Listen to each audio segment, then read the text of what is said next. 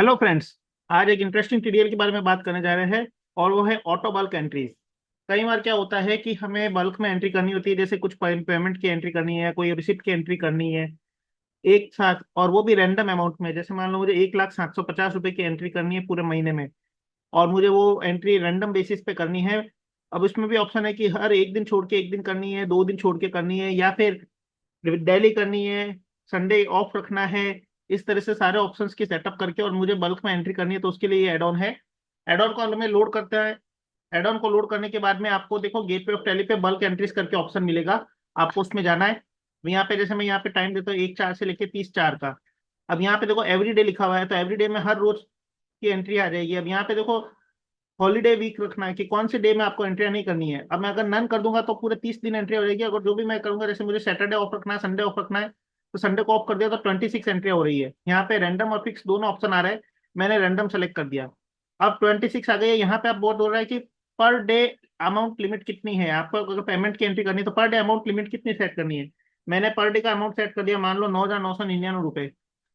तो उसका हिसाब से यहाँ पे मैक्सिमम आप कितने रुपए की एंट्री कर सकते हो पूरे महीने की। 2,07,979 रुपये यहाँ पे ऑटो कैलकुलेट करके आ जाता है।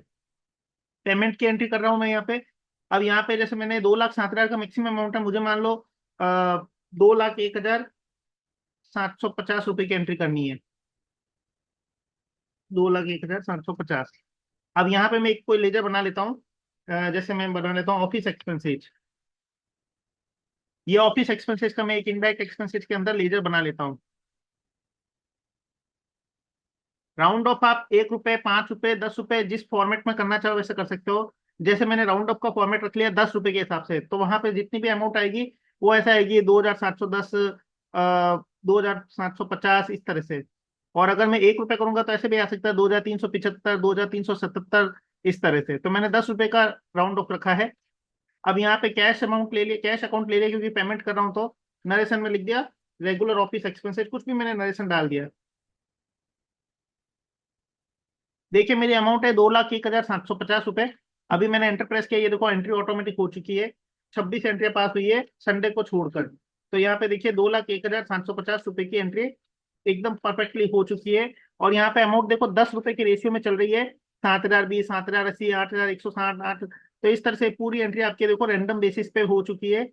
और 2,01,750 रुपए की एंट्री को यहाँ पे ले लिया। यहाँ पे हर रोज एंट्री कर रहा है, केवल संडे को छोड़कर। देखिए यहाँ पे ये फ्राइडे है, फिर सैटरडे है, और फिर सीधा मंडे आ गया है। संडे की लीव रखी है तो संडे को ये एंट्री नहीं कर रहा है। अभी जैसे मान लो यहाँ पे मैं करता हूँ 1/5 से 31 मार्च।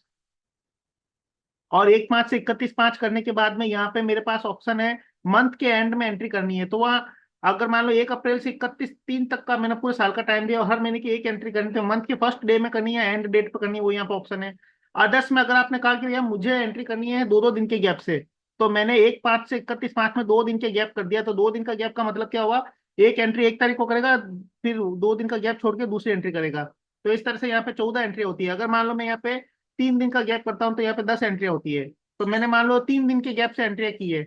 अब 3 दिन के गैप से एंट्री यहाँ पे मैंने डाल दी। मैक्सिमम अमाउंट जैसे मैंने डाल दिया 9,999 रुपए। तो ये टोटल अमाउंट कितना आ रहा है, इसमें 79,000 रुपीज की एंट्री कर सकते हो। अब यहाँ पे मैंने डाल दिया मान लो 78,650। अब यहाँ पे वापस ये ऑफिस एक्सपेंसेज ही लिया है। राउंड ऑफ में मैंने 10 का ले लिया। और आप चाहो तो 1 रुपए का, इस बार मैं 1 रुपए का ले लेता हूँ। और यही वापस एंट्री में प्रेस करता हूँ, तो देखिए यहाँ पे ये एंट्री हो चुकी है ऑफिस एक्सपेंसेज में। 1/5 से 31 मार्च में अगर हम देखेंगे तो देखिए 78,650 की एंट्री हो चुकी है। यहाँ पे मैंने 1 रुपए का रेशियो रखा है, तो देखो 7,439, 7,710, इस तरह से। अभी 1 तारीख को एंट्री हुई है, उसके बाद में 2 दिन छोड़ के सीधे तीसरे दिन में एंट्री हो रही है। 1 तारीख के बाद में तीसरा दिन, चौथा 4 तारीख आ रही है, 4 तारीख के बाद में तीसरा दिन 7 तारीख आ रही है। इस तरह से ये 3-3 दिन के गैप से इसने एंट्री की है। तो जैसे मैं मन चाहूँ तो मन डेज का जो गैप रखना है वो मैं अपने हिसाब से भी सेट कर सकता हूँ। हॉलीडे को सेट कर सकता हूँ, जैसा मैं चाहूँ वैसा सारा सेटअप करके मैं इसमें एंट्री कर सकता हूँ। अब इसमें पेमेंट, रिसिप्ट और जर्नल सारी एंट्री आप कर सकते हो। जरूरी नहीं है कि आप पेमेंट की एंट्री करो। आप चाहो तो इसमें जर्नल एंट्री भी कर सकते हो। यहाँ पे आप जर्नल सेलेक्ट कर सकते हो। आपको अमाउंट लिमिट देना जरूरी है, ये ध्यान रखना है।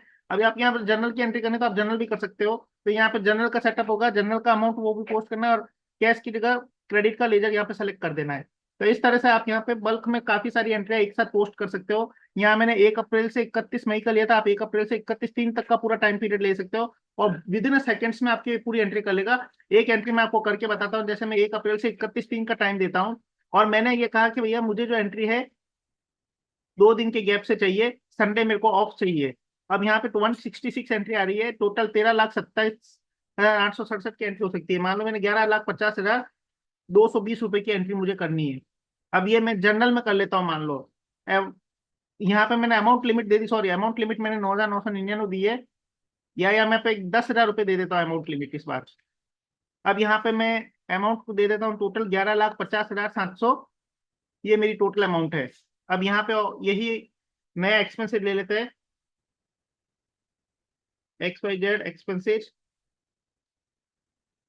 ये मैंने यहाँ पे नया अकाउंट बना दिया। अब यहाँ पे मैं राउंड ऑफ कर लेता हूँ 10 रुपए के रेशियो में, और यहाँ पे मैं क्रेडिट लेजर ले लेता हूँ। मान लो क्रेडिट लेजर कोई भी ले लेता हूँ, XYZ पार्टी। मैंने कोई भी एक क्रेडिट लेजर ले लिया। ये जनरल एंट्री कर रहा हूँ, आपको जरूरी नहीं है, आप जनरल एंट्री की जगह पेमेंट भी कर सकते हो, जो भी आपको ठीक लगे। अब ये टोटल मेरे 11,50,700 रुपए की एंट्री पूरे साल की हो जाएगी। और ये एंट्री अब देखते हैं कैसे होती है। ये 365 दिन की पूरी एंट्री एक झटके में कर देगा, बहुत फास्टली एंट्री कर लेगा। आपके सामने देख सकते हो आप कितनी फास्ट एंट्री कर रहा है। 365 एंट्रिया है जो भी इसमें है। 2 दिन का गैप किया तो 365 से कम एंट्री होगी, 166 समथिंग एंट्री होगी, क्योंकि हमने एक दिन छोड़ के एक दिन एंट्रिया की है। तो वो ऑटोमेटिकली उसके हिसाब से जितनी एंट्री होनी चाहिए वो ऑटोमेटिक कर लेगा। ये सारी एंट्रिया देखो अभी इसमें हो चुकी है। अब अगर आप जाके देखेंगे इसका लेजर, मैंने XYZ एक्सपेंसेज का बनाया था, तो ये देखिए आपका पूरा एक्सपेंसेज का जो है 10,91,070 रुपए की एंट्री हो चुकी है। तो इस तरह से आप यहाँ पे सेटअप कर सकते हो, और जो सेटअप करोगे उसके हिसाब से आपके यहाँ पे एंट्री हो जाएगी, और एकदम परफेक्टली एंट्री होगी। जनरल और रिसिप्ट की एंट्री, जनरल और पेमेंट की एंट्री तो हमने बता दी है बल्क में कैसे करते हैं। अब हम रिसिप्ट की एंट्री भी करके बताएंगे, रिसिप्ट की एंट्री कैसे होती है। वही वापस जाता हूँ मैं यहाँ पे, मान लो 1 अप्रैल से मैंने 31 मई तक का टाइम दे दिया, एवरीडे कर दिया, और यहाँ पे मैंने संडे की लीव लगा दी है। रैंडम बेसिस पे मुझे एंट्री करनी है। मैंने कहा भैया 9,999 से ज्यादा की एंट्री नहीं होनी चाहिए, मैंने यहाँ पे रिसिप्ट सेलेक्ट कर दिया। अब यहाँ पे 4,23,958 रुपए की एंट्री मैक्सिमम है, मैंने यहाँ पे डाल दिया 4,02,000, 4,02,750 रुपये डाल देते हैं। ये 42,000, हम लोग 4,27,500 रुपये डाल दिया, ज्यादा हो जाएगा। 4,20,500 रुपये डाल देते हैं। अब यहाँ पे मैं लेजर ले लेता हूँ कमीशन इनकम। ये कमीशन इनकम का मैंने लेजर बना दिया,